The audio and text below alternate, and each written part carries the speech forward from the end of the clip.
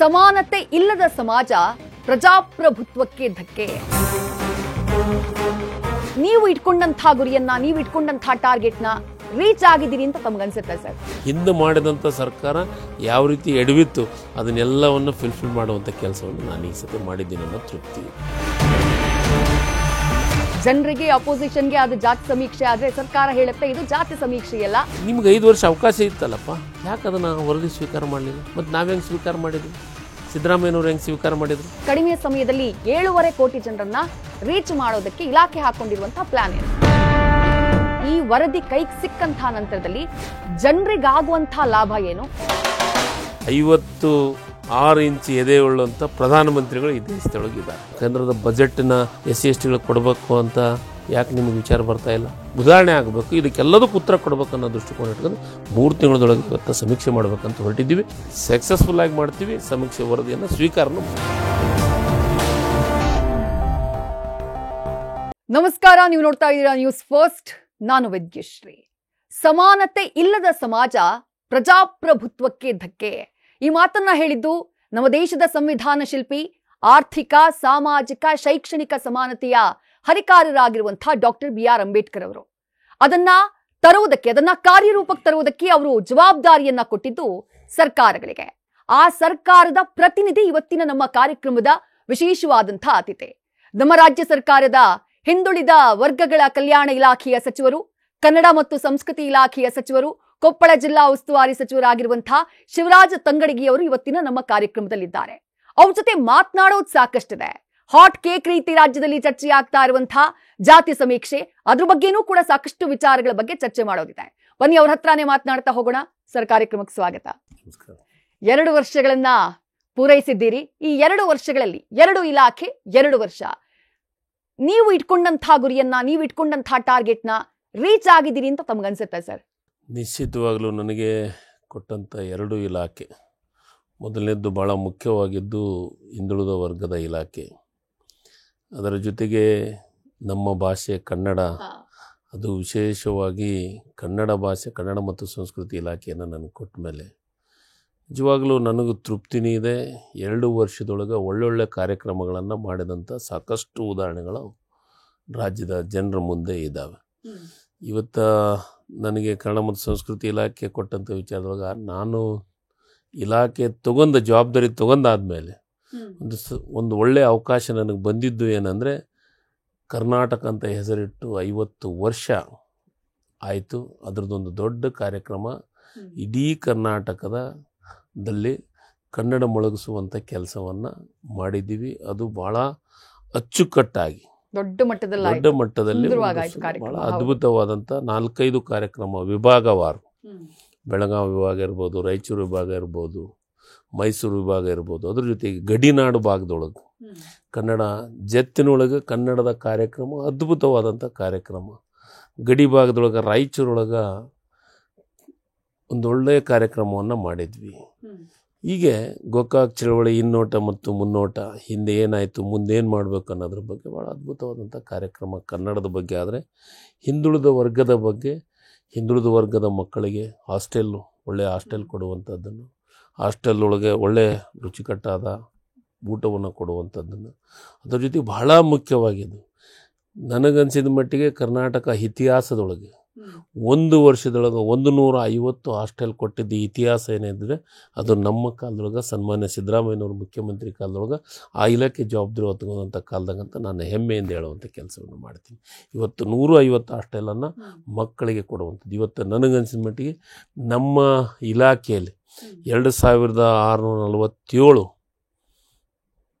ಹಾಸ್ಟೆಲ್ಗೆ ಮಹಿಳೆ ಮತ್ತು ಪುರುಷ ಇಷ್ಟು ಇಲಾಖೆಗಳು ಭಾಳ ಜವಾಬ್ದಾರಿಯುತವಾದಂಥ ಕೆಲಸ ಕಾರ್ಯಗಳನ್ನು ಮಾಡಲಿಕ್ಕೆ ಅವಕಾಶ ಸಿಕ್ಕಿದೆ. ತೃಪ್ತಿ ಇದೆ. ರೈಟ್. ಈಗ ಇಡೀ ರಾಜ್ಯದಲ್ಲಿ ಚರ್ಚೆ ಆಗ್ತಾ ಇರುವಂತಹ ಬಹಳ ಹಾಟ್ ಟಾಪಿಕ್ ಅಂತ ಹೇಳಿ ನಾವು ಕರಿತೀವಿ ಜಾತಿ ಸಮೀಕ್ಷೆ. ಜನರಿಗೆ ಅಪೋಸಿಷನ್ಗೆ ಅದು ಜಾತಿ ಸಮೀಕ್ಷೆ ಆದ್ರೆ ಸರ್ಕಾರ ಹೇಳುತ್ತೆ ಇದು ಜಾತಿ ಸಮೀಕ್ಷೆಯಲ್ಲ, ಶೈಕ್ಷಣಿಕ, ಸಾಮಾಜಿಕ, ಆರ್ಥಿಕ ಸರ್ವೆ ಅಂತ ಸರ್ಕಾರ ಅದಕ್ಕೊಂದು ಹೆಸರು ಕೊಟ್ಟಿದೆ. ಅವಶ್ಯಕತೆ ಏನಿತ್ತು ಅನ್ನೋದು ಪ್ರಶ್ನೆ. ಯಾಕಂದ್ರೆ ಹಿಂದಿನ ಸರ್ಕಾರದ ಅವಧಿಯಲ್ಲಿ ಮಾಡಿದಂತಹ ಸಮೀಕ್ಷೆ ಈ ಸರ್ಕಾರ ಬಂದಾಗ ಟೇಬಲ್ ಮೇಲೆ ಬಂದಿದ್ದು ರಿಜೆಕ್ಟ್ ಆಯ್ತು ಅಥವಾ ಬಂದಿದ್ದನ್ನ ಆಕ್ಸೆಪ್ಟ್ ಮಾಡೋದಕ್ಕೆ ಹೋಗ್ಲಿಲ್ಲ, ಮತ್ತೊಂದು ಸಮೀಕ್ಷೆ ಅನೌನ್ಸ್ಮೆಂಟ್. ಅವಶ್ಯಕತೆ ಏನಿತ್ತು, ಅನಿವಾರ್ಯತೆ ಏನಿತ್ತು ಅಂತ ಹೇಳಿ ಸರ್ಕಾರಕ್ಕೆ? ನಿಶ್ಚಿತವಾಗ್ಲೂ ಬಹಳ ಮುಖ್ಯವಾದ ವಿಚಾರವನ್ನು ಚರ್ಚೆಯನ್ನು ಮಾಡಲಿಕ್ಕೆ ಕೊಟ್ಟಿದ್ದೀವಿ ನಾವು. ನೀವು ಮೊಟ್ಟ ಮೊದಲನೇದು ಸಾಮಾಜಿಕ ಮತ್ತು ಶೈಕ್ಷಣಿಕ ಸಮೀಕ್ಷೆಯನ್ನು ಮಾಡಬೇಕು ಅಂತ ನಿರ್ಧಾರ ಮಾಡಿದ್ದು ಸನ್ಮಾನ್ಯ ಸಿದ್ದರಾಮಯ್ಯ ಸಾಹೇಬರು ಈ ರಾಜ್ಯದ ಮೊಟ್ಟ ಮೊದಲಿಗೆ ಮುಖ್ಯಮಂತ್ರಿ ಆದತ್ನಾಗ ಅದು ಒಂದು ಆದೇಶವನ್ನು ಮಾಡಿದರು. ಅದಾದಮೇಲೆ ಆ ವರದಿಯನ್ನು ತಗೊಳಕ್ಕಾಗಲಿಲ್ಲ. ಆ ಟೈಮ್ದೊಳಗೆ ಕೆಲವೊಂದಿಷ್ಟು ಕಾರಣಗಳಾದವು. ಮುಖ್ಯಮಂತ್ರಿಗಳ ಅವಧಿ ಮುಗೀತು.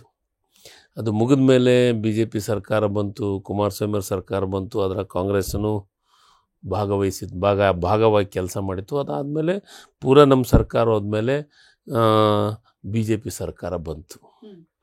ನಾನು ಒಂದು ವಿಚಾರವನ್ನು ಇಲ್ಲಿ ಹೇಳಲಿಕ್ಕೆ ಇಷ್ಟಪಡ್ತೀನಿ. ನೀವು ಒಂದು ವಿಚಾರವನ್ನು ಪ್ರಸ್ತಾಪ ಮಾಡಿದ್ರಿ, ವಿರೋಧ ಪಕ್ಷದವ್ರು ಹೇಳ್ತಾ ಇದ್ದಾರೆ ಅಂತ ಅನ್ನೋ ಮಾತನ್ನು ಹೇಳಿದ್ರಿ.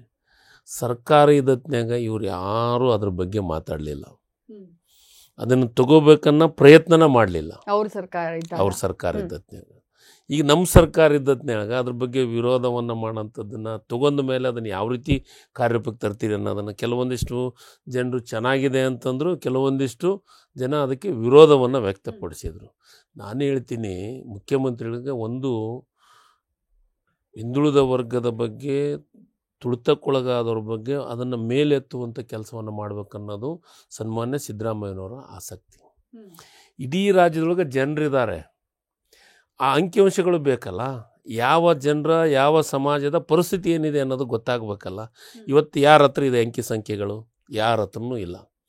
ಆ ಅಂಕಿ ಸಂಖ್ಯೆಗಳನ್ನು ಮಾಡೋದ್ರಿಂದ ಅವ್ರಿಗೆ ಸರ್ಕಾರದಿಂದ ಯೋಜನೆಗಳನ್ನು ಕೊಡೋಕ್ಕೆ ಸಾಧ್ಯತೆ ಆಗುತ್ತೆ. ಅದ್ರ ಬಗ್ಗೆ ಚರ್ಚೆಗಳಾಗಬೇಕಾಗಿದೆ. ಅದ್ರ ಬಗ್ಗೆ ಇವತ್ತು ಕೆಲವೊಂದಷ್ಟು ವಿಚಾರಗಳನ್ನು ರಾಜ್ಯದೊಳಗೆ ಬೆಳಕು ಚೆಲ್ಲುವಂಥ ಕೆಲಸವನ್ನು ಮಾಡಬೇಕಾಗಿದೆ. ಅದನ್ನು ಯಾರೂ ಮಾಡ್ತಾ ಇಲ್ಲ. ಸಮೀಕ್ಷೆ ಅಂದ್ರೆ ಜಾತಿ ಎಷ್ಟಿದೆ, ಅಂಕಿ ಎಷ್ಟಿದೆ, ನಮ್ಮ ಸಂಖ್ಯೆ 2ನೇ ಸ್ಥಾನ ಇತ್ತು, 1ನೇ ಸ್ಥಾನ ಇತ್ತು, ಈಗ ನಮ್ಮದು ಕೊನೆಗಾಗ್ಬಿದೆ, ಅದ್ರದ್ದು ಬಗ್ಗೆ ಚರ್ಚೆಗಳು ಬೇಡ. ಸಿದ್ದರಾಮಯ್ಯ ಸಾಹೇಬ್ರ ಕಾನ್ಸೆಪ್ಟ್ ಇರೋದು, ಕಾಂಗ್ರೆಸ್ ಪಕ್ಷದ ಕಾನ್ಸೆಪ್ಟ್ ಇರೋದು ತುಳಿತಕ್ಕೊಳಗಾದಂಥವ್ರನ್ನ. ಇವತ್ತು ನಾನು ನಿಮಗೆ ಉದಾಹರಣೆಯನ್ನು ಕೊಡಲಿಕ್ಕೆ ಇಷ್ಟಪಡ್ತೀನಿ. ಇವತ್ತು SC ST ಈ ರಾಜ್ಯದೊಳಗೆ 24.1% ಅಂತ ಸಮೀಕ್ಷೆ ಹೇಳಿತ್ತು. ಇಷ್ಟಿದೆ ಈ ರಾಜ್ಯದೊಳಗೆ. ಅದಕ್ಕೆ ಏನು ಮಾಡಿದ್ರು ಸಿದ್ದರಾಮಯ್ಯನವರು? ಬಜೆಟ್ನೊಳಗೆ ಇರುವಂಥ 24.1% ಪೂರ ಬಜೆಟನ್ನು SC STಗೆ ಮೀಸಲಿಡುವಂಥ ಕೆಲಸವನ್ನು ಮಾಡಿತು. ಇದು ಮಾಡೋದ್ರಿಂದ ಆ ಸಮಾಜಕ್ಕೆ, SC ST ಜನರಿಗೆ ಮೇಲೆತ್ತು ಕೆಲಸ ಆಗುತ್ತಲ್ಲ. ಆ ದೃಷ್ಟಿಕೋನ ಇಟ್ಕೊಂಡು ಇವತ್ತು ಹಿಂದುಳಿದ ವರ್ಗದ ಸಮೀಕ್ಷೆ, ಶೈಕ್ಷಣಿಕ ಮತ್ತು ಸಾಮಾಜಿಕ ಸಮೀಕ್ಷೆಯನ್ನು ಮಾಡಿಸ್ತಾ ಇರೋದು. ಭಾಳ ನನಗೆ ಇಷ್ಟ ಆಗಿದ್ದೇನೆಂದರೆ, ಪ್ರತಿಯೊಬ್ಬರ ಮಾಧ್ಯಮದವರು ನನ್ನ ಫಸ್ಟ್ ಕ್ವಶನ್ ಕೇಳೋದು ಜಾತಿ ಗಣತಿ ಅಂತಾರೆ. ಆದರೆ ನೀವು ಮಾತ್ರ ಇವತ್ತು ನನಗೆ ಖುಷಿಯಾಗಿದೆ ಏನಂದ್ರೆ, ಸಮೀಕ್ಷೆ ಏನು ಶೈಕ್ಷಣಿಕ ಮತ್ತು ಸಾಮಾಜಿಕ ಸಮೀಕ್ಷೆ ಅಂತ ಕರೆದ್ರಿ. ನನಗೆ ಅದು ಭಾಳ ಖುಷಿ ಆಯಿತು. ನಾನು ಪ್ರತಿ ಸತಿ ಮಾಧ್ಯಮದೊಳಗೆ ಹೇಳ್ತೀನಿ, ಜಾತಿ ಸಮೀಕ್ಷೆ ಅಲ್ಲ, ಇದು ಶೈಕ್ಷಣಿಕ ಮತ್ತು ಸಾಮಾಜಿಕ ಸಮೀಕ್ಷೆ.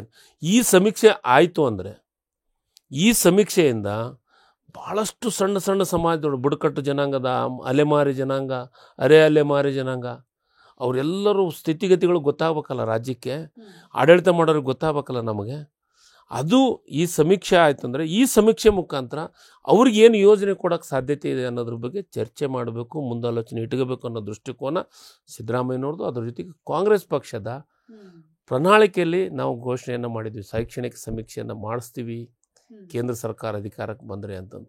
ಇವತ್ತು ರಾಜ್ಯ ಸರ್ಕಾರ ಅಧಿಕಾರ ಬಂದಿದ್ದು ಒಂದು ಕಡೆ ತೆಲಂಗಾಣದಾಗ ಇವತ್ತು ಆ ಕೆಲಸ ಪ್ರಾರಂಭ ಆಗಿದೆ. ಅದ್ರ ಬಗ್ಗೆ ಚರ್ಚೆ ಸಮೀಕ್ಷೆ ಮುಗಿದಿದೆ. ಅದೇ ರೀತಿ ನಮ್ಮ ರಾಜ್ಯದೊಳಗೂ ಸಮೀಕ್ಷೆ ಅದನ್ನು ತಗೊಂಡ್ಮೇಲೆ ಪರ ವಿರೋಧ ಎಲ್ಲವೂ ಚರ್ಚೆಗಳಾದವು. ಅದಾದಮೇಲೆ ಅದಕ್ಕೊಂದು ಸಮಸ್ಯೆನೂ ಬಂತು. ಯಾವುದೇ ಒಂದು ಸಮೀಕ್ಷೆಯನ್ನು 10 ವರ್ಷದಕ್ಕಿಂತ ಹೆಚ್ಚು ಅವಕಾಶ ಕೊಡಬಾರ್ದು ಅಂತ ನಮ್ಮ ಆಡಳಿತ ವ್ಯವಸ್ಥೆ ಹಿಂದುಳಿದ ವರ್ಗದೊಳಗನೆ ಸೆಕ್ಷನ್ 11/12 ಅದರೊಳಗೆ 10 ವರ್ಷ ಆದ ಸಮೀಕ್ಷೆಯನ್ನು ಮಾಡಬಾರ್ದು, ಮತ್ತೆ ಮರು ಸಮೀಕ್ಷೆ ಮಾಡಬೇಕು ಅಂತ. ಅದಕ್ಕೆ ನೀವು ಹೇಳಿದ್ರಿ, ಆ ಸಮೀಕ್ಷೆ ರಿಜೆಕ್ಟ್ ಆಗಿದೆ, ಟೇಬಲ್ ಬಂತು, ರಿಜೆಕ್ಟ್ ಆಗಿದೆ. ಸಾರ್ವಜನಿಕ ವಲಯದಲ್ಲಿ ದೊಡ್ಡ ಚರ್ಚೆ. 100-150 ಕೋಟಿ ಖರ್ಚು ಮಾಡಿದಂತಹ ಸಮೀಕ್ಷೆ ವೇಸ್ಟ್ ಆಗ್ಬಿಡ್ತಲ್ಲ, ಜನರ ದುಡ್ಡು ವೇಸ್ಟ್ ಆಗ್ಬಿಡ್ತಲ್ಲ, ಏನು ಕಾರಣ ರಿಜೆಕ್ಟ್ ಮಾಡೋಕೆ? ನಿಮಗೆ ರಿಜೆಕ್ಟ್ ಆಗಿಲ್ಲ, ಅದು ಸಮೀಕ್ಷೆ ಇದೆ.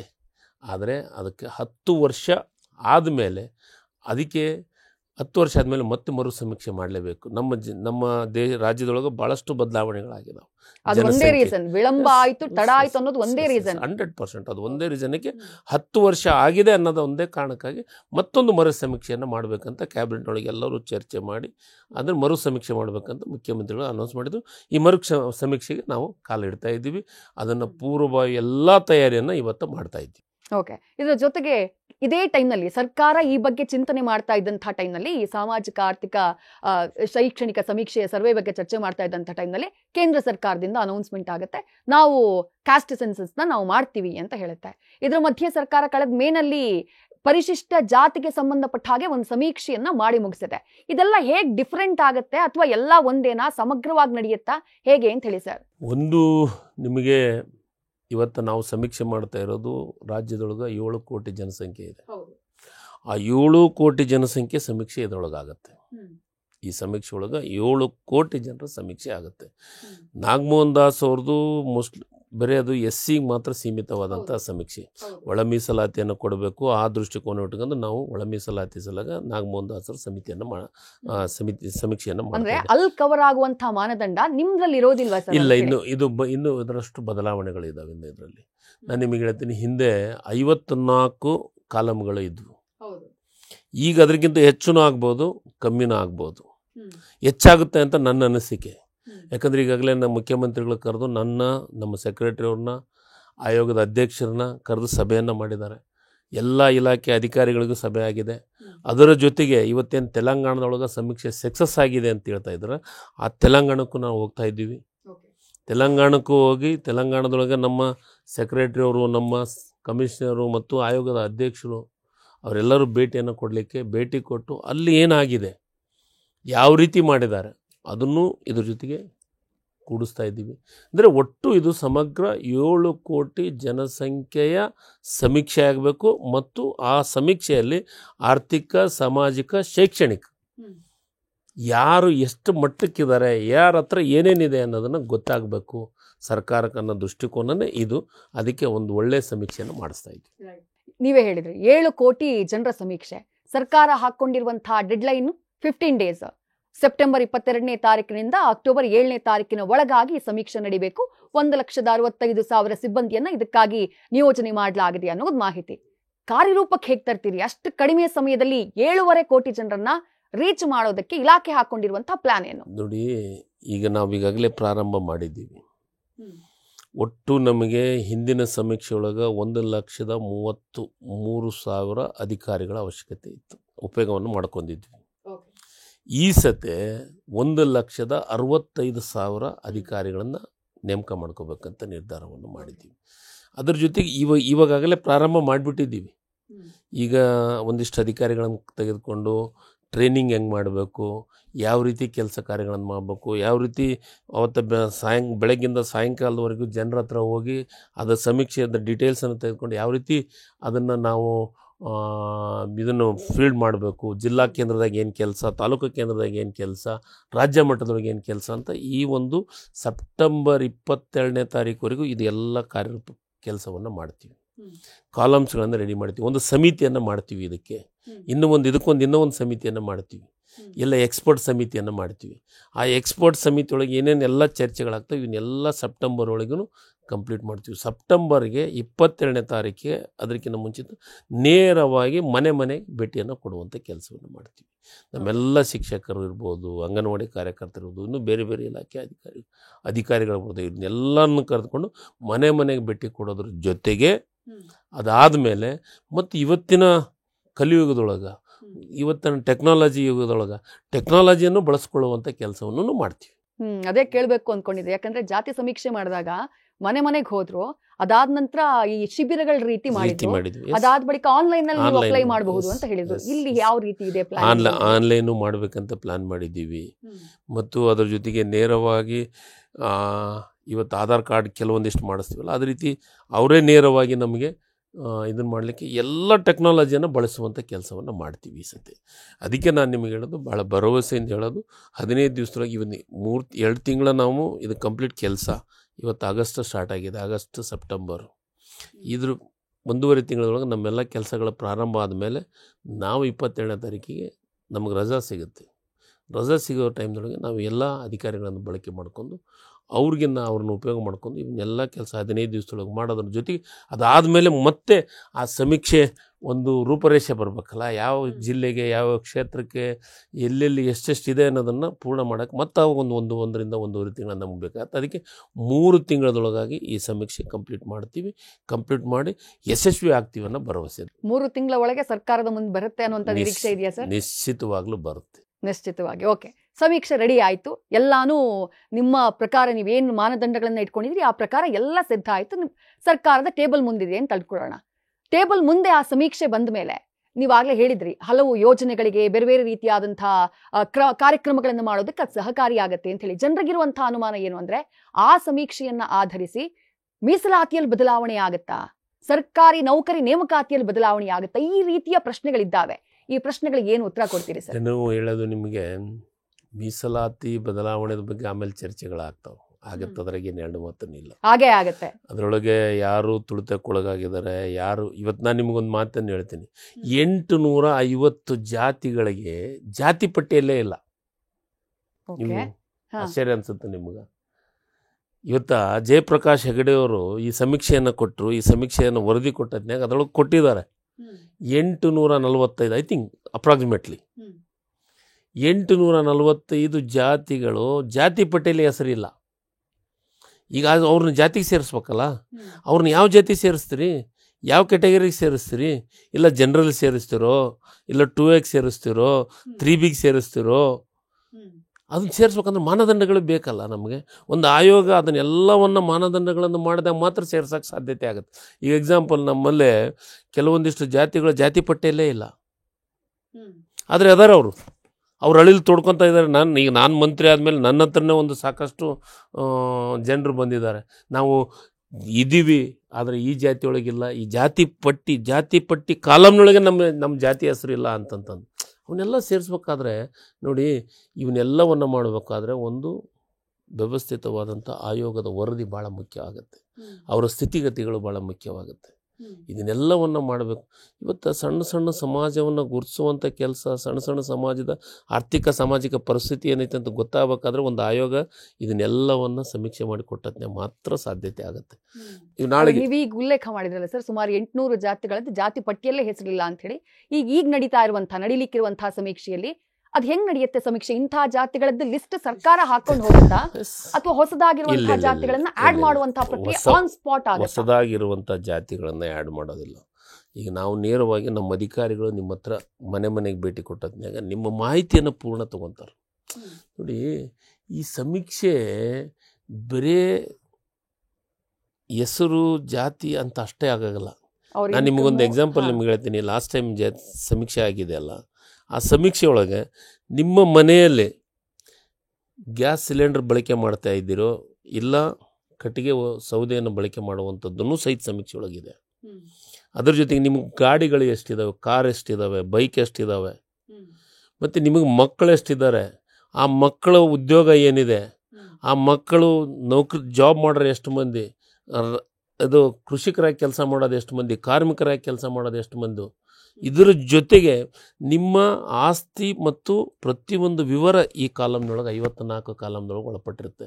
ಅದ್ರ ಜೊತೆಗೆ ಇನ್ನೂ ಹೆಚ್ಚು ಮಾಡುವಂಥ ಯೋಜನೆ ಇವತ್ತು ಚರ್ಚೆ ಆಗ್ತಾಯಿದೆ. ಅದಾದಮೇಲೆ ನಿಮಗೆ ಮತ್ತೆ ಹೇಳ್ತೀನಿ ನಾನು ಎಷ್ಟು ಕಾಲಮ್ಗಳಾಗ್ತಾವೆ, ಏನಾಗುತ್ತೆ, ಯಾವ ರೀತಿ. ಅದಕ್ಕೆ ನಾನು ಭಾಳ ಸಮಗ್ರವಾದ ಸಮೀಕ್ಷೆ ಇದು ಆಗುತ್ತೆ. ಮತ್ತು ಅದ್ರ ಜೊತೆಗೆ ಇವೆಲ್ಲ ಸಮೀಕ್ಷೆ, ಈಗ ನಾಗಮೋಹನ್ ದಾಸರದು ಬರೀ ಒಂದು ಜಾತಿಗೆ ಸೀಮಿತವಾದಂಥ ಸಮೀಕ್ಷೆ, SC ಜನಾಂಗಕ್ಕೆ ಸೀಮಿತವಾದಂಥ ಸಮೀಕ್ಷೆ, ಆದರೆ ಇದು ಎಲ್ಲ ಜನಾಂಗಕ್ಕೂ ಸೀಮಿತವಾದಂಥ 7 ಕೋಟಿ ಜನರ ಸಮೀಕ್ಷೆ ಇದು ಆಗುತ್ತೆ. Right sir. ಸಮೀಕ್ಷೆಯನ್ನು ಸ್ವೀಕಾರ ಮಾಡುವಂಥ ವಿಚಾರಕ್ಕೆ ಬಂದಾಗ, ಕಳೆದ ಬಾರಿಯ ಸಮೀಕ್ಷೆ ಟೇಬಲ್ ಆದಂಥ ಟೈಮ್ನಲ್ಲಿ ಅದು ವಿಳಂಬ ಆಯಿತು ಅನ್ನುವಂಥ ಒಂದೇ ಕಾರಣಕ್ಕೆ ಅದರ ವಿರುದ್ಧ ಆಕ್ರೋಶಗಳು ವ್ಯಕ್ತವಾಗಲಿಲ್ಲ. ಕೆಲವೊಂದಿಷ್ಟು ಮಂದಿ ಆ ಸಮೀಕ್ಷೆ ಮರು ಸಮೀಕ್ಷೆ ಮಾಡಬೇಕು, ಅದನ್ನು ರಿಜೆಕ್ಟ್ ಮಾಡಬೇಕು ಅಂತ ಕೆಲ ಪ್ರಬಲ ಸಮುದಾಯಗಳು ಕೂಡ ಹೋಗಿ ಅರ್ಜಿಯನ್ನ ಸಲ್ಲಿಸಿದ್ದು, ಅವ್ರ ಸಭೆಗಳನ್ನ ಮಾಡಿದ್ದು ನಮ್ಮ ಗಮನದಲ್ಲಿದೆ. ಈಗ ಈ ಸಮೀಕ್ಷೆಯನ್ನ ಹೋಲ್ ಹಾರ್ಟೆಡ್ಲಿ ಆಕ್ಸೆಪ್ಟ್ ಮಾಡ್ತಾರೆ, ಅದು ಹೇಗಿದೆಯೋ ಹಾಗೆ ಅನ್ನುವಂಥ ಭರವಸೆ ತಮಗಿದೆಯಾ ಸರ್? ನನಗೆ ನಿಶ್ಚಿತವಾಗ್ಲೂ ಭರವಸೆ ಇದೆ. ಇದಕ್ಕೆ ನಾವೇನು ಮಾಡ್ತಾ ಇದ್ದೀವಿ ಅಂದರೆ, ಈಗ ಸರ್ಕಾರದಿಂದನೂ ಇದಕ್ಕೆ ಪ್ರಚಾರವನ್ನು ಕೊಡುವಂಥ ಕೆಲಸವನ್ನು ಮಾಡ್ತೀವಿ. ಇದರೊಳಗೆ ಭಾಗಿಯಾಗಿ, ಇದರೊಳಗೆ ಎಲ್ಲರೂ ಸೇರಿ, ಮತ್ತು ಅದರ ಜೊತೆಗೆ ನಾವು ಮನವಿಯನ್ನು ಮಾಡ್ಕೊತೀವಿ, ಇಡೀ ರಾಜ್ಯದೊಳಗಿರುವಂಥ ಎಲ್ಲ ಸಂಘ ಸಂಸ್ಥೆಗಳು ಇದರೊಳಗೆ ಭಾಗಿಯಾಗಿ ಅಂತ. ಮತ್ತು ಅದರ ಜೊತೆಗೆ ನಾನು ಈಗಾಗಲೇ ಕ್ಯಾಬಿನೆಟ್ನೊಳಗೆ ಹೇಳಿದ್ದೀವಿ, ಎಲ್ಲ ಕ್ಯಾಬಿನೆಟ್ ಮಂತ್ರಿಗಳು ನಿಮಗೆ ಇಲ್ಲಿ ಏನು ಮಾಡಬೇಕು ಅನ್ನೋದು ನಿಮಗೇನಾದರೂ ಐಡಿಯಾಗಳಿದ್ದರೆ, ನಿಮಗೇನಾದರೂ ಕೆಲವೊಂದಿಷ್ಟು ನಮಗೆ ಇದನ್ನು ಕೊಡೋದು, ಇದನ್ನು ಏನು ಸಲಹೆಗಳನ್ನು ಕೊಡೋದಿದ್ದರೆ ದಯಮಾಡಿ ಸಲಹೆಗಳನ್ನು ಕೊಡ್ರಿ ಅಂತಲೂ ಹೇಳಿದ್ದೀವಿ.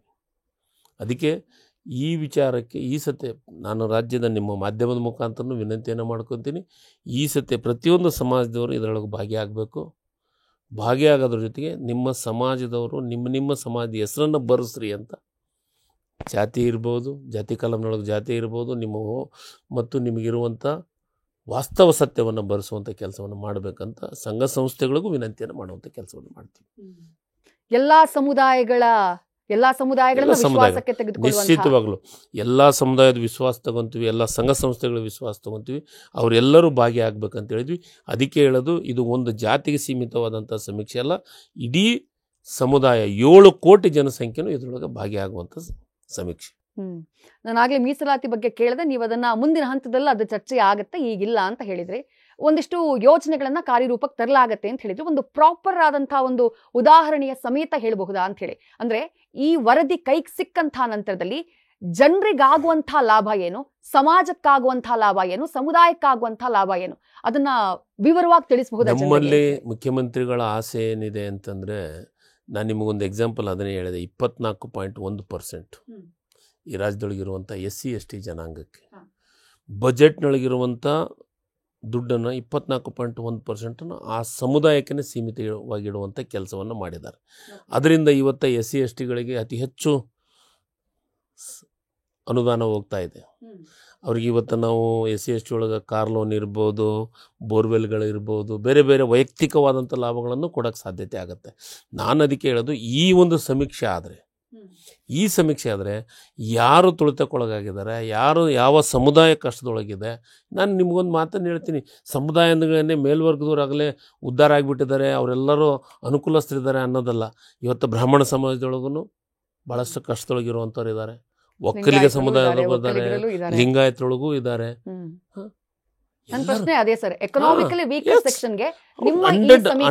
ನಿಶ್ಚಿತವಾಗಲೂ ಎಕನಾಮಿಕ್ನೊಳಗ ವೀಕರ್ ಸೆಕ್ಷನ್ಗೆ ರಾಜ್ಯದ ಯೋಜನೆಗಳನ್ನು ತಲುಪಿಸುವಂಥ ಕೆಲಸ ಆಗಬೇಕಾತಂದ್ರೆ ನಮಗೆ ಅಂಕಿಅಂಶಗಳ ಬೇಕು. ನಮ್ಮ ಅಂಕಿಅಂಶನೇ ಇಲ್ಲ ಅಂತಂದ್ರೆ ನಾವು ಯಾವ ಸಮಾಜಕ್ಕೆ ಏನು ಕೊಡೋನು? ಆ ಅಂಕಿಅಂಶಗಳ ಸಲುವಾಗೇ ಈ ಒಂದು ಸಮೀಕ್ಷೆಯನ್ನು ಮಾಡ್ತಾ ಇರೋದು. ನಾನು ಪ್ರತಿಯೊಬ್ಬರಿಗೂ ಒಂದು ವಿನಂತಿಯನ್ನು ಮಾಡ್ತೀನಿ, ಏನಂದರೆ ಸಮೀಕ್ಷೆ ಅಂದ್ರೆ ನನ್ನ ಜಾತಿ ಸಂಖ್ಯೆ ಇಷ್ಟು, ನಿನ್ನ ಜಾತಿ ಸಂಖ್ಯೆ ಇಷ್ಟು, ನನ್ನ ಜಾತಿ ಸಂಖ್ಯೆ ಕಮ್ಮಿ ಆಗಿದೆ, ಅದನ್ನು ಜಾತಿ ಜನಗಣತಿ ಮಾಡ್ತಾ ಇದ್ದಾರೆ ಕೇಂದ್ರ ಸರ್ಕಾರದವರು, ಅದನ್ನು ಮಾಡಲಿ.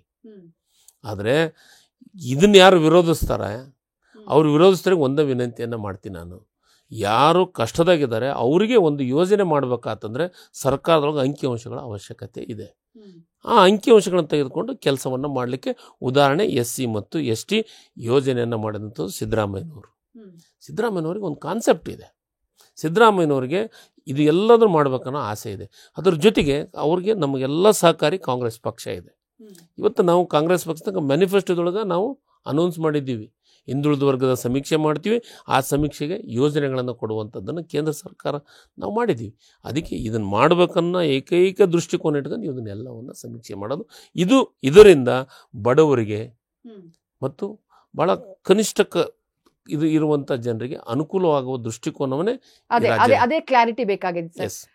ವರದಿ ಬಂದ ಮೇಲೆ ರೂಪಿತವಾಗುವಂತಹ ಯೋಜನೆ, ರೂಪುಗೊಳ್ಳುವಂತಹ ಕಾರ್ಯಕ್ರಮ ಕೇವಲ ಸಮುದಾಯಕ್ಕೆ ಸೀಮಿತ ಆಗಿರಲ್ಲ.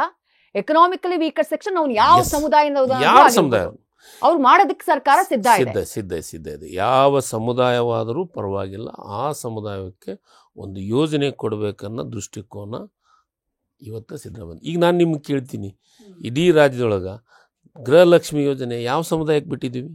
ಎಲ್ಲಾ ಸಮುದಾಯಕ್ಕೂ ಕೊಡ್ತಾ ಇದ್ದಾರೆ. ಅದು ಎಕನಾಮಿಕಲಿ ವೀಕರ್ ಸೆಕ್ಷನ್ ಮಾಡಿ ಕೊಡ್ತಾ ಇದ್ದೀವಿ.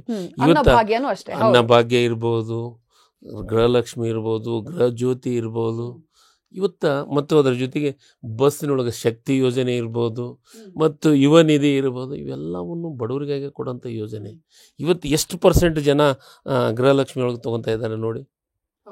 ಇದನ್ನೆಲ್ಲದನ್ನು ವಿಚಾರ ಮಾಡಬೇಕು. ಯಾಕಂದರೆ ಮುಖ್ಯಮಂತ್ರಿಗಳಿಗೆ ಮತ್ತು ಕಾಂಗ್ರೆಸ್ ಪಕ್ಷಕ್ಕೆ ಒಂದು ಬದ್ಧತೆ ಇದೆ, ಬಡವರಿಗಾಗಿ ಮಾಡುವಂಥ ಕೆಲಸ. ನಾನು ಈ ವರದಿಯನ್ನು ಮಾತಾಡೋರಿಗೆ ಈ SC/ST ಬಗ್ಗೆ ವಿಶೇಷವಾಗಿ ಕಾಳಜಿ ಮಾಡುವಂಥ BJPಯವರಿಗೆ ನಿಮ್ಮ ಮಾಧ್ಯಮದ ಮುಖಾಂತರ ಒಂದು ಪ್ರಶ್ನೆ ಕೇಳ್ತೀನಿ ನಾನು.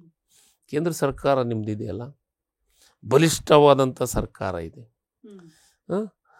56 ಇಂಚ್ ಎದೆಯುಳ್ಳಂಥ ಪ್ರಧಾನಮಂತ್ರಿಗಳು ಈ ದೇಶದೊಳಗಿದ್ದಾರೆ. ಯಾಕೆ ಕರ್ನಾಟಕ ಮಾದರಿ 24.1% ಈ ದೇಶದೊಳಗೆ SCಗಳಿಗೆ ಎಷ್ಟು % ಇದ್ದಾರೆ, ಅವ್ರಿಗೆ ಯೋಜನೆಯನ್ನು ಕೇಂದ್ರದ ಬಜೆಟನ್ನು ಇಡೀ ದೇಶದ SC/STಗಳಿಗೆ ಕೊಡಬೇಕು ಅಂತ ಯಾಕೆ ನಿಮಗೆ ವಿಚಾರ ಬರ್ತಾ ಇಲ್ಲ? ಯಾಕೆ ಮಾಡಲಿಲ್ಲ? ಯಾಕೆ ಇವತ್ತು ನೀವು ಅದನ್ನು ನೀವು ಗ್ಯಾರಂಟಿಗಳ ಬಗ್ಗೆ ಮಾತಾಡ್ತಾ ಇದ್ದಾರೆ ಕೆಲವೊಂದಿಷ್ಟು ಮಂದಿ. ಏನಂದರೆ ಅದನ್ನು ಗ್ಯಾರಂಟಿ ಯೋಜನೆಯೊಳಗೆ SC/ST ಹಣವನ್ನು ಬಳಕೆ ಮಾಡ್ತಾರೆ. ನಾವು ಗ್ಯಾರಂಟಿ ಯೋಜನೆ SC/STಗಳಿಗೆ ಕೊಡ್ತೀವಿ, ಬೇರೆದವ್ರಿಗೆ ಯಾರಿಗೂ ಕೊಡೋಂಗಿಲ್ಲ. ನಾನು ಕೇಳ್ತಾ ಇರೋದು, ನೀವು ಯಾವ ನೈತಿಕತೆನೇ ಇರಲಾರ್ದಂಥವ್ರು ಸದ್ಯ ಈ ವಿಚಾರದೊಳಗೆ ಮಾತಾಡ್ತಾರೆ. ನಮಗೆ ನೋಡಿ, ನಾನು ಒಂದು ಮಾತನ್ನು ಹೇಳ್ತೀನಿ. ಕಾಂತರಾಜ್ ವರದಿ ನಿಮ್ಗೆ 5 ವರ್ಷ ಅವಕಾಶ ಇತ್ತಲ್ಲಪ್ಪ, ಯಾಕೆ ಅದನ್ನು ವರದಿ ಸ್ವೀಕಾರ ಮಾಡಲಿಲ್ಲ? ಯಾಕೆ ಆ ವರದಿಯೊಳಗೆ ಸಮಸ್ಯೆ ಇದ್ದಿದ್ದನ್ನು ಸರಿ ಮಾಡಿ ಸ್ವೀಕಾರ ಮಾಡೋಕ್ಕೆ ಸರ್ಕಾರಕ್ಕೆ ಇದೆಯಲ್ಲ? ಮತ್ತು ನಾವು ಹೆಂಗೆ ಸ್ವೀಕಾರ ಮಾಡಿದ್ವಿ? ಸಿದ್ದರಾಮಯ್ಯನವ್ರು ಹೆಂಗೆ ಸ್ವೀಕಾರ ಮಾಡಿದರು? ಲೋಪಗಳಿದ್ವು, ಹೌದು, ಲೋಪಗಳು ಸಹಜವಾಗಿ ಎಲ್ಲದರೊಳಗೂ ಲೋಪ ಇದೆ. ಆ ಲೋಪವನ್ನು ಸರಿ ಮಾಡಿಸೋದೇ ಸರ್ಕಾರದ ಕೆಲಸ. ಅಂದರೆ ಲೋಪಗಳಿದ್ವು ಅನ್ನೋದನ್ನು ಒಪ್ಕೊಳ್ತೀರಿ? ಇಲ್ಲ, ಲೋಪಗಳು ಇದ್ವು ಅಂತ ಅವ್ರು ಹೇಳ್ತಾರೆ, ನಾನು ಹೇಳ್ತಾ ಇಲ್ಲ. ಲೋಪಗಳಿದ್ದು ಅದನ್ನು ಸರಿ ಮಾಡ್ಕೊಂಡು ಸ್ವೀಕಾರ ಸಮೀಕ್ಷೆ ವರದಿಯನ್ನು ಸ್ವೀಕಾರ ಮಾಡ್ಬೋದಾಗಿತ್ತಲ್ಲ. ಸ್ವೀಕಾರ ಮಾಡಿ ಅದನ್ನು ನೀವು ರಾಜ್ಯಕ್ಕೆ ಮುಟ್ಟಿಸುವಂಥ ಕೆಲಸ ಅದನ್ನು ಅವತ್ತು ಮಾಡಲಿಲ್ಲ ಯಾರು. ಇವತ್ತು ಆ ವರದಿ ಬಗ್ಗೆ ಚರ್ಚೆ ಮಾಡಿದೆ. ಅದಕ್ಕೇ ಇಂಥದಕ್ಕೆಲ್ಲದೂ ಪಾಠ ಆಗಬೇಕು, ಇದಕ್ಕೆಲ್ಲದಕ್ಕೂ ಒಂದು ಉದಾಹರಣೆ ಆಗಬೇಕು, ಇದಕ್ಕೆಲ್ಲದಕ್ಕೂ ಉತ್ತರ ಕೊಡಬೇಕು ಅನ್ನೋ ದೃಷ್ಟಿಕೋನ ಇಟ್ಕೊಂಡು 3 ತಿಂಗಳದೊಳಗೆ ಇವತ್ತು ಸಮೀಕ್ಷೆ ಮಾಡಬೇಕಂತ ಹೊರಟಿದ್ದೀವಿ. ಸಮೀಕ್ಷೆ ಮಾಡ್ತೀವಿ, ಸಮೀಕ್ಷೆಯನ್ನು ಸಕ್ಸಸ್ಫುಲ್ಲಾಗಿ ಮಾಡ್ತೀವಿ, ಸಮೀಕ್ಷೆ ವರದಿಯನ್ನು ಸ್ವೀಕಾರನೂ ಮಾಡ್ತೀವಿ. ರೈಟ್ ಸರ್, ಇದಿಷ್ಟು ಸಮೀಕ್ಷೆಯ ವಿಚಾರ ಆಯಿತು. ಒಂದು ಮಾದರಿ ಸಮೀಕ್ಷೆಯನ್ನ ಮಾಡೋದಕ್ಕೆ ಶಿವರಾಜ ತಂಗಡಗಿಯವರ ನೇತೃತ್ವದಲ್ಲಿ ಹಿಂದುಳಿದ ವರ್ಗಗಳ ಕಲ್ಯಾಣ ಇಲಾಖೆ ಸಿದ್ಧ ಆಗಿದೆ. ಈಗ ಅದೇ ಇಲಾಖೆಯ ಬೇರೆ ಬೇರೆ ಯೋಜನೆಗಳ ವಿಚಾರಕ್ಕೆ ಬರೋಣ ಸರ್. ಹಲವು ಸಕ್ಸಸ್ಫುಲ್ ಯೋಜನೆಗಳನ್ನ ಮಾಡಿದಿರಿ. ಖುದ್ದು ತಾವು ಹಾಸ್ಟೆಲ್ನಲ್ಲಿ ಇದ್ದು ಬೆಳೆದಂತವ್ರು, ನೀವು ಅದನ್ನ ಹಲವು ಸಂದರ್ಭಗಳಲ್ಲಿ ಹೇಳಿದಿರಿ. ಹಾಸ್ಟೆಲ್ಗಳಲ್ಲಿ ಗುಣಮಟ್ಟದ ಆಹಾರವನ್ನ ಪೂರೈಕೆ ಮಾಡುವಂತಹ ವಿಚಾರದಲ್ಲಿ ಈ 2 ವರ್ಷಗಳಲ್ಲಿ ನೀವು ಕಂಡುಕೊಂಡಿದ್ದೇನು ಸರ್? ಎಷ್ಟರ ಮಟ್ಟಿಗೆ ಅದನ್ನ ಸರಿಪಡಿಸೋದಕ್ಕೆ ತಮ್ಮ ಕೈನಲ್ಲಿ ಸಾಧ್ಯ ಆಗಿದೆ? 31 ಜಿಲ್ಲೆಯಲ್ಲಿ ನಾನು ಮೊದಲು ತಾಲೂಕವಾರು ಟೆಂಡರ್ ಮಾಡಿ ಏನು ಮಾಡ್ತಿದ್ರು ಅಂದರೆ, ನಿಮಗೆ ಹೇಳ್ತೀನಿ, ಟೆಂಡರ್ ಮಾಡಿದ್ರಲ್ಲ ಅದನ್ನು ನೇರವಾಗಿ ಟೆಂಡರ್ ತೊಗೊಂಡಂಥವನು ಆ ಹಾಸ್ಟೆಲನ್ನು ವಾರ್ಡನ್ ಕೈಯಾಗಿ ದುಡ್ಡು ಕೊಟ್ಬಿಡ್ತಿದ್ದ. ತೊಗೊಂಬಂದು ಕಳಿಸಿ ಮಕ್ಕಳಿಗೆ ದುಡ್ಡು ಊಟಕ್ಕೆ ಕೊಡಿ ಅಂತಂದು. ಅವ್ನು ಯಾವ ಗುಣಮಟ್ಟ ತರ್ತಿದ್ದ ಏನನ್ನೋದು ನಿಮ್ಗೆ ಗೊತ್ತಿದೆ. ಎಲ್ಲರೂ ಅದನ್ನು ಉಳಿಸೋಂಥದ್ದು. ಆದರೆ ಈ ಸತಿ ನಾನು ಜಿಲ್ಲೆಗೆ ಒಂದೊಂದು ಟೆಂಡರನ್ನು ಮಾಡ್ತಾಯಿದ್ವಿ. ಪ್ರತಿಯೊಂದು ಜಿಲ್ಲೆಗೆ ಟೆಂಡರ್ ಆಗಬೇಕು. ಆ ಜಿಲ್ಲೆಯೊಳಗೆ ಒಂದು ಗೋಡಾನ್ ಇರಬೇಕು. ಗೋಡಾನ್ ಜೊತೆಗೆ ಅಲ್ಲಿ ಒಂದು ಯಾವುದೇ ನಾವು ದಾಸ್ತಾನವನ್ನು GPS ಅಳವಡಿಸಿದಂಥ ಗಾಡಿ ಇರಬೇಕು. ಅದು ಎಲ್ಲ ಹಾಸ್ಟೆಲ್ಗಳಿಗೆ ಗುಣಮಟ್ಟದ ಆಹಾರವನ್ನು ಪೂರೈಕೆ ಮಾಡಬೇಕಂತ ಹೇಳಿದ್ದೀವಿ. ಆ ರೀತಿ ಈಗ ಪ್ರಕ್ರಿಯೆ ಪ್ರಾರಂಭ ಆಗಿದೆ. ಬಟ್ ಅದನ್ನು ಮಾಡಬೇಕಾದ್ರೆ ಭಾಳ ಕಷ್ಟ ಆಯಿತು. ಟೆಂಡರ್ ಆದದ್ನಾಗ ಭಾಳಷ್ಟು ಮಂದಿ ಕೋರ್ಟಿಗೆ ಹೋದರು, ಕೋರ್ಟ್ನಲ್ಲಿ ಸ್ಟೇ ತಗೊಂಡ್ಬಂದರು, ಅಂಥವೆಲ್ಲ ಅದು. ಆದ್ರೂ ನಾನು ಬಿಡಲಿಲ್ಲ, ಅದನ್ನು ಸಕ್ಸಸ್ಫುಲ್ಲಾಗಿ ಮಾಡಿದ್ವಿ. ಈಗ ಎಲ್ಲ ಬೇರೆ ಬೇರೆ ಇಲಾಖೆಯವರು ಇದೇ ರೀತಿ ಮಾಡೋಣ ಅಂತ ನಿರ್ಧಾರ ಮಾಡ್ತಾ ಇದ್ದಾರೆ. ನಿಜವಲ್ಲ, ನನಗೊಂದು ಆಸೆನೂ ಇದೆ. ಯಾಕಂದರೆ ನಾವು ಭಾಳ ಕಷ್ಟಪಟ್ಟು ಮೇಲೆ ಬಂದಂಥವ್ರು. ವಿದ್ಯಾರ್ಥಿ ಜೀವನ ಏನು ಅನ್ನೋದು ನನಗೆ ಚೆನ್ನಾಗಿ ಗೊತ್ತಿದೆ. ಹಾಸ್ಟೆಲ್ದಾಗಿದ್ದ ಜೀವನವನ್ನು ಮಾಡಿದಂಥವ್ರು, ಯಾವ ರೀತಿ ಗುಣಮಟ್ಟದ ಊಟವನ್ನು ಮಾಡೀವಿ ಅನ್ನೋದು ನಮಗೆಲ್ಲ ಅರಿವಿದೆ. ಹೀಗಾಗಿ ಆ ವಿಚಾರದೊಳಗೆ ನಾನು ನೇರವಾಗಿ ಇವತ್ತು ಆ ಕೆಲಸವನ್ನು ಟೆಂಡರ್ ಮಾಡಿಸುವಂಥ ಕೆಲಸ, ಇವತ್ತು ಒಳ್ಳೆಯ ಗುಣಮಟ್ಟದ ಊಟವನ್ನು ಕೊಡುವಂಥ ಕೆಲಸವನ್ನು ಪ್ರಾರಂಭವನ್ನು ಮಾಡಿದ್ದೀವಿ. ಅದ್ರ ಜೊತೆಗೆ ಇವತ್ತು ಹಾಸ್ಟೆಲ್ದಾಗಿರುವಂಥ ಮಕ್ಕಳಿಗೆ, ಹಾಸ್ಟೆಲ್ ಸಿಗಲಾರ್ದಂಥ ಮಕ್ಕಳಿಗೆ ವಿದ್ಯಾಸಿರಿ ಯೋಜನೆ, ವಿದ್ಯಾಸಿರಿ ಯೋಜನೆ ಸಕ್ಸಸ್ಫುಲ್ ಯೋಜನೆ. ಅದು ಮುಖ್ಯಮಂತ್ರಿಗಳು ಏನು ಆಸೆ ಇಟ್ಕೊಂಡಿದ್ರು, ಅವರ ಹಿಂದಿನ ಅವಧಿಯೊಳಗೆ ಪ್ರಾರಂಭ ಆಗಿದ್ದದು. ಇವತ್ತದು ಸಕ್ಸಸ್ಫುಲ್ಲಾಗಿ ನಡೀತಾ ಇದೆ. ಎಲ್ಲ ಮಕ್ಕಳಿಗೆ ಒಂದು ವ್ಯವಸ್ಥಿತವಾದಂಥ ವಿದ್ಯಾಶ್ರೀ ತಲುಪಿಸುವಂಥ ಕೆಲಸವನ್ನು ಮಾಡ್ತಾಯಿದ್ದೀವಿ. ನನಗನ್ಸಿದ ಮಟ್ಟಿಗೆ ಕನಿಷ್ಠ 2.5 ಲಕ್ಷಕ್ಕಿಂತ ಹೆಚ್ಚು ಮಕ್ಕಳು ನಮ್ಮ ಹಾಸ್ಟೆಲ್ದೊಳಗಿದ್ದಾರೆ. ಇವತ್ತು ಭಾಳ ಒಳ್ಳೆ ಫುಡ್ಡನ್ನು, ಕಾಟನ್ನು, ಬೆಡ್ಡನ್ನು ಕೊಡುವಂಥ ಕೆಲಸವನ್ನು ಮಾಡ್ತಾಯಿದ್ದೀವಿ. ನಿಜವಾಗಲೂ ನನಗೂ ಒಂದು ತೃಪ್ತಿನೇ ಇದೆ ಈ ಮಕ್ಕಳಿಗೆ, ಅದು ವಿಶೇಷವಾಗಿ ಹಿಂದುಳಿದ ವರ್ಗದ ಮಕ್ಕಳಿಗೆ. ಕಡು ಬಡತನದಾಗಿರುವಂಥ ಮಕ್ಕಳಿಗೆ. ನಮಗೆ ಹಾಸ್ಟೆಲ್ ಡಿಮ್ಯಾಂಡ್ ಜಾಸ್ತಿ ಇದೆ, ನಾವಿನ್ನೂ ಅಷ್ಟು ಹಾಸ್ಟೆಲ್ ಕೊಡೋಕ್ಕಾಗ್ತಾಯಿಲ್ಲ. ಇವತ್ತು ಎಲ್ಲ ಕಡೆ ಮಕ್ಕಳಿಗೆ ನಾವು ಹಾಸ್ಟೆಲ್ ಬ್ಯಾಕ್ವರ್ಡ್ ಕ್ಲಾಸ್ ಹಾಸ್ಟೆಲ್ಗೆ ಹೋಗ್ಬೇಕು ಅಂತ ಬರ್ತಾಯಿದ್ರು. ಆದರೆ ನಮ್ಗೆ ಹಾಸ್ಟೆಲ್ ಅಷ್ಟಕ್ಕೊಂದು ಮಕ್ಕಳಿಗೆ ಕೊಡೋಕ್ಕಾಗಲಾರ್ದಕ್ಕೆ ವಿದ್ಯಾಸಿರಿ ಯೋಜನೆಯನ್ನು ಕೊಡಿಸುವಂಥ ಕೆಲಸವನ್ನು ಮಾಡ್ತಾಯಿದ್ವಿ. ರೈಟ್. ಸರ್ಕಾರ ಅನುದಾನವನ್ನು ಕೊಡುತ್ತೆ. ಆ ಅನುದಾನವನ್ನು ಅನುಷ್ಠಾನಕ್ಕೆ ತರುವಂತಹ ಕೆಲಸ ಮಾಡಬೇಕು ಅಂದರೆ ಆ ಇಲಾಖೆಯ ಲೀಡ್ ಮಾಡ್ತಾ ಇರುವಂತಹ ವ್ಯಕ್ತಿಗೆ ಆ ಇಚ್ಛಾಶಕ್ತಿ ಇರಬೇಕು. ನಿಮ್ಮ ಇಲಾಖೆಗೆ ಕಳೆದ ಅವಧಿಯಲ್ಲಿ ಬಂದಂತಹ ಅನುದಾನದಲ್ಲಿ 98-99% ಅನುದಾನ ಕಾರ್ಯರೂಪಕ್ಕೆ ಬಂದಿದೆ ಅಂತ ಕೇಳ್ಪಟ್ಟೆ. ಈ ವರ್ಷನೂ ಉತ್ತಮ ರೀತಿಯಾದಂತಹ ಅನುದಾನ ಬಂದಿದೆ. ಪ್ಲಾನಿಂಗ್ಗಳು ಏನಿದಾವೆ ಸರ್? 98% ಅಲ್ಲ, ಈ ಸತ 100% ರೀಚ್ ಆಗ್ತೀನಿ. 100% ರೀಚ್ ಆಗ್ತೀನಿ. 100% ರೀಚ್ ಆಗ್ತೀನಿ. ನನಗೆ ಪ್ಲಾನಿಂಗ್ ಇದೆ. ನನ್ನ ಪ್ಲಾನಿಂಗ್ದೊಳಗೆ ಏನಿದೆ ಅಂತಂದರೆ, ಇನ್ನೂ ನಾನು UPS IAS ಓದುವಂಥ ಮಕ್ಕಳಿಗೆ ಬೆಂಗಳೂರೊಳಗೆ ಒಂದು ಒಳ್ಳೆ ಹಾಸ್ಟೆಲನ್ನು ಕಟ್ಟಿಸ್ಬೇಕು ಅಂತ, ಅದು ದೆಹಲಿನಲ್ಲೂ ಅದನ್ನು ಮಾಡಬೇಕು ಅಂತ ಆಸೆ ಇತ್ತು. ಬಟ್ ಅಲ್ಲಿ ನನಗೆ ಲ್ಯಾಂಡ್ ಕೊಡೋಂಥ ಕೆಲಸವಾಗಲಿಲ್ಲ. ಆದರೆ ಇಲ್ಲಿ ಬೆಂಗಳೂರಲ್ಲಿ ಪ್ರಾರಂಭ ಮಾಡ್ಬೇಕಂತ ಈಗಾಗಲೇ ಲ್ಯಾಂಡ್ ಐಡೆಂಟಿಫಿಕೇಷನ್ ಮಾಡಿದ್ದೀವಿ, ಅದನ್ನು ಸ್ಟಾರ್ಟ್ ಮಾಡ್ತೀವಿ. ಅದ್ರ ಜೊತೆಗೆ ಇನ್ನೊಂದು ಭಾಳ ಮುಖ್ಯವಾಗಿದ್ದು ಈ ಸತಿ ಸ್ಟಾರ್ಟ್ ಮಾಡ್ತಾ ಇದ್ದೀವಿ, ಮೆಡಿಕಲ್ ಮತ್ತು ಎಂಜಿನಿಯರಿಂಗ್ ಓದುವಂಥ ಮಕ್ಕಳಿಗೆ ಮೆಡಿಕಲ್ ಮತ್ತು ತಯಾರಿ ಮಾಡ್ಕೊಂತ ವಿದ್ಯಾರ್ಥಿಗಳಿಗೆ ಅವರಿಗೂ ಪ್ರತಿಯೊಂದು ಜಿಲ್ಲೆಯೊಳಗೂ ಒಂದು ಮಹಿಳಾ ಹಾಸ್ಟೆಲ್, ಒಂದು ಪುರುಷ ಹಾಸ್ಟೆಲನ್ನು ಮಾಡುವಂಥ ಕೆಲಸವನ್ನು ಈಗ ಮಾಡಿದ್ದೀವಿ. ಈ ವರ್ಷ ಇಂಪ್ಲಿಮೆಂಟೇಷನ್ ಮಾಡುವಂಥ ಕೆಲಸ. ಕಳೆದ ಬಜೆಟ್ನಲ್ಲಿ ಇನ್ನೊಂದು ಘೋಷಣೆ ಆಗಿತ್ತು, ಕ್ಲಾಟು ಮ್ಯಾಟು ಹಾಗೆ CA ಓದ್ತಾ ಇರುವಂತಹ ವಿದ್ಯಾರ್ಥಿಗಳಿಗೆ ಅವ್ರಿಗೆ ಇವರೆಲ್ಲರಿಗೂ ಅದು ಪ್ರತಿಯೊಂದು ಜಿಲ್ಲಾ ಕೇಂದ್ರದೊಳಗೆ 2 ಹಾಸ್ಟೆಲ್, ಒಂದು ಪುರುಷ ಮತ್ತು ಮಹಿಳೆಯರಿಗೆ ಒಂದೊಂದು ಹಾಸ್ಟೆಲ್ ಮಾಡಬೇಕಂದ್ರೆ ನಮಗೊಂದು ಆಸೆ ಇದೆ. ಏನಾದರೂ ಒಂದು ಬದಲಾವಣೆ ಮಾಡಬೇಕು ಅಂತ ಹೊರಟಿದ್ದೀವಿ. ಬದಲಾವಣೆ ಮಾಡಲಿಕ್ಕೆ ಪ್ರಯತ್ನಗಳನ್ನು ಮಾಡ್ತಾಯಿದ್ದೀನಿ. ಅದ್ರ ಜೊತೆಗೆ ಮುಖ್ಯಮಂತ್ರಿಗಳು ಅತಿ ಹೆಚ್ಚು ಅನುದಾನವನ್ನು ಕೊಡುವಂಥ ಕೆಲಸವನ್ನು ಮಾಡ್ತಾಯಿದ್ದಾರೆ. ನಮಗೆ ಹಿಂದುಳಿದ ವರ್ಗದ ವಿಚಾರದೊಳಗಿರ್ಬೋದು ಮತ್ತು ಕನ್ನಡ ಮತ್ತು ಸಂಸ್ಕೃತಿ ಇಲಾಖೆಯ ವಿಚಾರಕ್ಕೆ ನಮಗೆ ಹೆಚ್ಚು ಅನುದಾನ ಕೊಡುವಂಥ ಕೆಲಸ ಮುಖ್ಯಮಂತ್ರಿಗಳು ಮಾಡ್ತಾಯಿದ್ದಾರೆ. ಕನ್ನಡ ಮತ್ತು ಸಂಸ್ಕೃತಿ ಇಲಾಖೆಯ ಸಚಿವರಾಗಿ ಅಧಿಕಾರವನ್ನು ವಹಿಸಿಕೊಂಡ್ಮೇಲೆ ನೀವೊಂದು ಹೇಳಿದ್ರಿ, 50 ವರ್ಷಗಳ ಆ ಒಂದು ಸಂಭ್ರಮಾಚರಣೆಯ ಸೌಭಾಗ್ಯ ಸಿಕ್ತು ಅಂತ ಹೇಳಿ. ಅದನ್ನ ಹೊರತುಪಡಿಸಿದಂತೆ ಜನರ ನಿರೀಕ್ಷೆಯನ್ನು ರೀಚ್ ಆಗೋದಕ್ಕೆ ತಮಗೆ ಸಾಧ್ಯ ಆಗಿದೆ ಅಂತ ಅನ್ಸುತ್ತೆ ಸರ್? ನಿಶ್ಚಿತವಾಗಲೂ 2 ವರ್ಷ ಸಮರ್ಪಕವಾಗಿ ರಾಜ್ಯೋತ್ಸವ ಪ್ರಶಸ್ತಿ ಯಾವುದೇ ಒಂದು ನನ್ನ ಬಗ್ಗೆ ಮತ್ತು ಸರ್ಕಾರದ ಬಗ್ಗೆ ಯಾವುದೂ ಒಂದು ಕೆಟ್ಟ ಅಭಿಪ್ರಾಯ ಬರಲಾರ ರೀತಿಯೊಳಗೆ 2 ವರ್ಷ ರಾಜ್ಯೋತ್ಸವ ಪ್ರಶಸ್ತಿಯನ್ನು ಕೊಡುವಂಥ ಕೆಲಸ. ಅದರ ಜೊತೆಗೆ ಭಾಳ ಮುಖ್ಯವಾಗಿದ್ದು 60 ಮತ್ತು 40 ರೇಷಿಯೋದೊಳಗೆ ಇಡೀ ರಾಜ್ಯಾದ್ಯಂತ ಬೋರ್ಡ್ಗಳಿರ್ಬೇಕು. 60% ಕನ್ನಡ ಇರಬೇಕು, 40% ಬೇರೆ ಭಾಷೆ ಕೆಳಗೆ ಇರಬೇಕು ಅದನ್ನು ಮಾಡಿ ಅದನ್ನು ಇಂಪ್ಲಿಮೆಂಟೇಷನ್ ಮಾಡುವಂಥ ಕೆಲಸ ಮತ್ತು ಕಾನೂನು ತಿದ್ದುಪಡಿಗೆ ತರುವಂಥ ಕೆಲಸವನ್ನು ಮಾಡಿದ್ದೀವಿ. ಅದರ ಜೊತೆಗೆ ಇವತ್ತು ಕರ್ನಾಟಕದೊಳಗೆ ನಾನೊಂದು ವಿಚಾರವನ್ನು ಹೇಳಲಿಕ್ಕೆ ಇಷ್ಟಪಡ್ತೀನಿ. ಹಿಂದಿನ ಸರ್ಕಾರ 3 ವರ್ಷ ಪ್ರಶಸ್ತಿಗಳನ್ನು ಕೊಟ್ಟಿದ್ದಿಲ್ಲ. ಪ್ರಶಸ್ತಿ ಆಯ್ಕೆ ಆಗಿತ್ತು, ಆದರೆ ಆ ಪ್ರಶಸ್ತಿ ಆಯ್ಕೆ ಆದ್ರಿಗೆ ಪ್ರಶಸ್ತಿ ಕೊಡುವಂಥ ಕೆಲಸವನ್ನು ಮಾಡಿದ್ದಿಲ್ಲ. ಆ 3 ವರ್ಷದ ಪ್ರಶಸ್ತಿಯನ್ನು ಕೊಡುವಂಥ ಕೆಲಸವನ್ನು ಮಾಡಿದ್ದೀನಿ. ಹಿಂದಿನ ಸರ್ಕಾರ ಏನೇನು ಪೆಂಡಿಂಗ್ ಇಟ್ಟಿತ್ತು ಅದನ್ನೆಲ್ಲ ಕಂಪ್ಲೀಟ್ ಮಾಡುವಂಥ ಕೆಲಸವನ್ನು ಮಾಡಿದ್ದೀನಿ. 3 ವರ್ಷದ ಪ್ರಶಸ್ತಿ ಈಗ ರೆಗ್ಯುಲರೈಸ್ ಮಾಡಿದ್ದೀವಿ. ಮತ್ತು ಹಿಂದುಳಿದ ವರ್ಗದೊಳಗೆ 3 ವರ್ಷ ಬೋರ್ವೆಲ್ ಹಾಕಿದ್ದಿಲ್ಲ. ಹಿಂದುಳಿದ ವರ್ಗದ ಜನ ಗಂಗಾ ಕಲ್ಯಾಣ ಯೋಜನೆ 3 ವರ್ಷ ಹಾಕಿದ್ದಿಲ್ಲ. ಇವತ್ತು 15,000 ಬೋರ್ವೆಲ್ಲನ್ನು 2 ವರ್ಷದ ಹಿಂದಿನ 3 ವರ್ಷ ಪ್ಲಸ್ ಈ ವರ್ಷದ್ದು ಸೇರಿ 15,000 ಬೋರ್ವೆಲ್ಲನ್ನು ಹಾಕುವಂಥದ್ದು. ಅಂದರೆ ಹಿಂದೆ ಮಾಡಿದಂಥ ಸರ್ಕಾರ ಯಾವ ರೀತಿ ಎಡವಿತ್ತು ಅದನ್ನೆಲ್ಲವನ್ನು ಫಿಲ್ಫಿಲ್ ಮಾಡುವಂಥ ಕೆಲಸವನ್ನು ನಾನು ಈ ಸತಿ ಮಾಡಿದ್ದೀನಿ ಅನ್ನೋ ತೃಪ್ತಿ ಇದೆ. ಭ್ರಷ್ಟಾಚಾರ ಅನ್ನೋದು ಅದು ವ್ಯವಸ್ಥೆಯ ಒಳಗಡೆನೆ ಅಡಕವಾಗಿರುವಂಥ ಒಂದು ಅವ್ಯವಸ್ಥೆ. ಅದನ್ನ ಸಂಪೂರ್ಣವಾಗಿ ತೆಗೆದು ಹಾಕೋದಕ್ಕೆ ಅಥವಾ ತೊಡೆದು ಹಾಕೋದಕ್ಕೆ ಸಾಧ್ಯ ಇಲ್ವೇನೋ. ಬಟ್ ನಿಮ್ಮ ಇಲಾಖೆಯನ್ನ ಪಾರದರ್ಶಕವಾಗಿ ಕಾರ್ಯಾಚರಣೆ ಮಾಡೋದಕ್ಕೆ ನೀವೇನು ಕ್ರಮ ತಗೊಂಡಿದ್ದೀರಿ ಸರ್? ಯಾವ ರೀತಿ ಮಾನಿಟರ್ ಮಾಡ್ತಾ ಇದ್ದೀರಿ? ನಾನು ನಮ್ಮ ಹತ್ರ ಅತಿ ಹೆಚ್ಚು ದುಡ್ಡು ಖರ್ಚಾಗೋದು ಮಕ್ಕಳಿಗೆ ಫುಡ್ಡು ಮತ್ತು ಸ್ಕಾಲರ್ಶಿಪ್ ಅಂತೂ ಪಾರದರ್ಶಕವಾಗಿ ಅವ್ರು ನೇರವಾಗಿ ಅವ್ರ ಅಕೌಂಟಿಗೆ ಹೋಗುವಂಥ ಕೆಲಸ ಆಗುತ್ತೆ. ನಮ್ಮಲ್ಲಿ ಅಂಥ ಭ್ರಷ್ಟಾಚಾರದ ರೀತಿಯನ್ನು ನಡೆಯೋಕ್ಕೆ ಸಾಧ್ಯತೆ ಇಲ್ಲ. ನೇರವಾಗಿ ಮಕ್ಕಳಿಗೆ ಸ್ಕಾಲರ್ಶಿಪ್ ಕೊಡುವಂಥ ಕೆಲಸ ಮತ್ತು ನೇರವಾಗಿ ಮಕ್ಕಳಿಗೆ ವಿದೇಶಾಂಗಕ್ಕೆ ವಿದೇಶ ಇದಕ್ಕೆ ಅಭ್ಯಾಸ ಮಾಡಲಿಕ್ಕೆ ವಿದೇಶಕ್ಕೆ ಹೋಗಲಿಕ್ಕೆ ಅವ್ರಿಗೂ ನೇರವಾಗಿ ಅವ್ರಿಗೆ ಅಕೌಂಟಿಗೆ ಹಾಕೋದು. ಮತ್ತು ಅದ್ರ ಜೊತೆಗೆ ಗಂಗಾ ಕಲ್ಯಾಣ ಯೋಜನೆ ಇರ್ಬೋದು, ಮತ್ತು ಸ್ವಾವಲಂಬಿ ಸಾರಥಿ ಇರ್ಬೋದು, ಮತ್ತು ಇವ್ರಿಗೆ ಏನು ಸಾಲದ ರೂಪದೊಳಗೆ ಕೊಡುವಂಥ ಯೋಜನೆ, ಈಗ ನೇರವಾಗಿ ಅವ್ರ ಅಕೌಂಟಿಗೆ ಹೋಗುವಂಥದ್ದು ಆಗ್ತಾಯಿದೆ. ಇಲ್ಲಿ ನಮ್ಮಲ್ಲಿ ಯಾವುದೇ ಭ್ರಷ್ಟಾಚಾರ ಆಗಲಿ, ಯಾವುದೇ ಬೇರೆ ಅಕೌಂಟಿಗೆ ಹೋಗೋದಾಗಲಿ ಅಂಥದ್ದೇನೂ ಆಗಂಗಿಲ್ಲ. ನೇರವಾಗಿ ಅವ್ರ ಅಕೌಂಟಿಗೆ ತಲುಪಿಸುವಂಥ ಕೆಲಸಗಳು ಆಗ್ತಾಯಿದ್ದಾವೆ.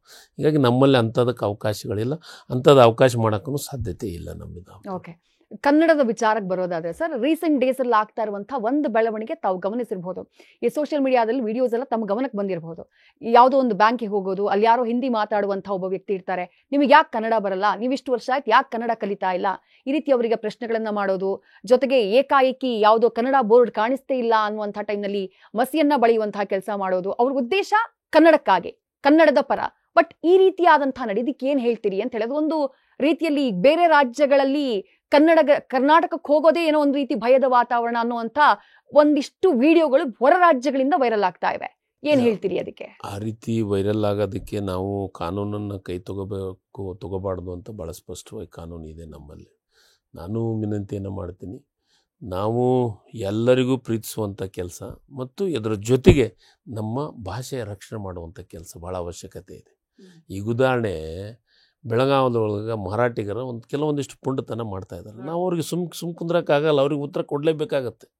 ಕೆಲವೊಂದಿಷ್ಟು ಉತ್ತರವನ್ನು ಕೊಡಲಿಲ್ಲ ಅಂದರೆ ನಮ್ಮ ಭಾಷೆ ವಿಚಾರದೊಳಗೆ, ನಮ್ಮ ನೆಲ ಜಲದ ವಿಚಾರದೊಳಗೆ ನಾವು ಕುಂದ್ರಕ್ಕೂ ಆಗೋಲ್ಲ. ಆದರೆ ಕೆಲವೊಂದಿಷ್ಟು ಕನ್ನಡ ಪರ ಸಂಘಟನೆಗಳು ಒಳ್ಳೆ ಕೆಲಸ ಕಾರ್ಯಗಳನ್ನು ಮಾಡ್ತಾರೆ. ಕೆಲವೊಂದಿಷ್ಟು ಕಾನೂನು ಕೈ ತಗೋಬೇಡಿ ಅಂತ ನಾನು ವಿನಂತಿಯನ್ನು ಮಾಡ್ತೀನಿ. ಮಾಧ್ಯಮದೊಳಗೂ ವಿನಂತಿ ಮಾಡಿದ್ದೀನಿ, ಈಗೂ ನಿಮ್ಮ ಜೊತೆಗೂ ವಿನಂತಿಯನ್ನು ಮಾಡ್ತೀನಿ. ಬಟ್ ನಮ್ಮ ಕನ್ನಡಿಗರು ಭಾಳ ಸೌಮ್ಯರು ಮತ್ತು ಸಮಾಧಾನದಲ್ಲಿ ಇರುವಂಥವ್ರು.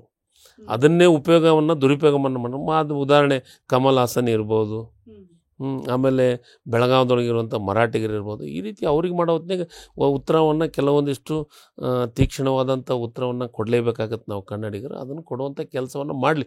ಆದರೆ ಮತ್ತೊಬ್ಬರಿಗೆ ಕೆಟ್ಟದಾಗ ರೀತಿಯೊಳಗೆ ನಡ್ಕೊಳೋದು ಬೇಡ. ಕನ್ನಡಿಗರು ಎಲ್ಲರನ್ನ ಪ್ರೀತಿಯನ್ನು ಉಳಿಸುವಂಥ ಕನ್ನಡಿಗರಾಗಿ ಕೆಲಸವನ್ನು ಮಾಡೋಣ.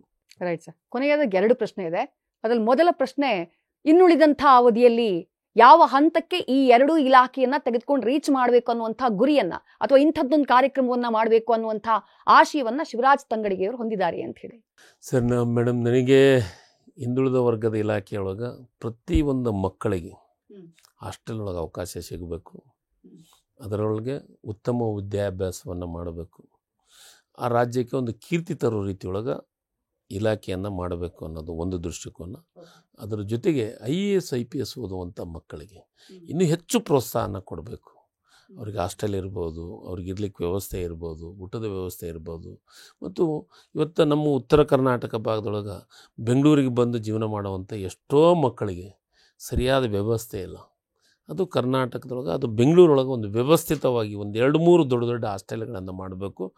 ಮಾಡಿ ಆ ಮಕ್ಕಳು ಇಲ್ಲಿ ವ್ಯವಸ್ಥಿತವಾಗಿ ಓದಿ ಅವ್ರಿಗೆ IAS IPS ಪಾಸ್ ಆಗಿ ಒಂದು ರಾಜ್ಯಕ್ಕೆ ಕೀರ್ತಿ ತರೋ ರೀತಿಯೊಳಗೆ ನಡಿಬೇಕು. ಮಕ್ಕಳಿಗೆ, ಹಿಂದುಳಿದ ವರ್ಗದ ಮಕ್ಕಳಿಗೆ ಆಗಬೇಕು ಅನ್ನೋದು ಆಸೆ ಇದೆ. ಆ ಪ್ರಯತ್ನದೊಳಗೆ ಮೊದಲನೇ ಹೆಜ್ಜೆ ಕರ್ನಾಟಕದೊಳಗೆ ಪ್ರಾರಂಭ ಆಗ್ಬೇಕಂತ, ಬೆಂಗಳೂರೊಳಗೆ ಪ್ರಾರಂಭ ಆಗ್ಬೇಕಂತ ಈಗ ಹಾಸ್ಟೆಲ್ ಪ್ರಾರಂಭ ಕೆಲಸ ಐಡೆಂಟಿಫೈ ಮಾಡಿದ್ವಿ. ಮುಖ್ಯಮಂತ್ರಿಗಳ ಗಮನಕ್ಕೂ ತಂದಿದ್ದೀನಿ. ಆದಷ್ಟು ಬೇಗನೆ ಅದನ್ನು ಶಂಕುಸ್ಥಾಪನೆ ಮಾಡಿಸುವಂಥ ಕೆಲಸವನ್ನು ಮಾಡಬೇಕಂತ ನಿರ್ಧಾರ.